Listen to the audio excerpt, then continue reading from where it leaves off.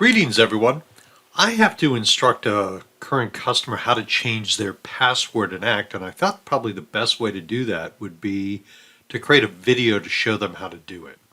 So I'm in the Act demo database right now, and I'm on a contact, Chris Huffman. Chris Huffman is the primary user in this database.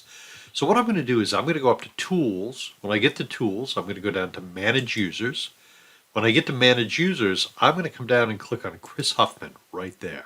And then on the left-hand side, click on Edit User Information.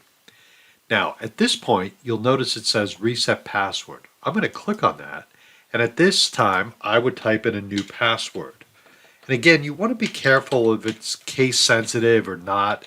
And again, I'm going to confirm the password. And at this point, if I click Finish, it would reset it with the new password.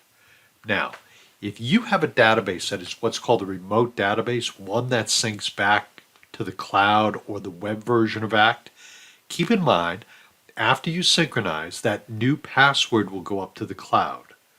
Therefore, when you log out of Act the next time and log back in, you will have to use that new password. So there's a little bit of a timing issue for some people, and you just want to be aware of that. Okay. Here, I'm going to uncheck user must change password. You can just leave these blank for now, and if I click finish, I will have changed the password. I'm going to click cancel because I don't want to actually change the password.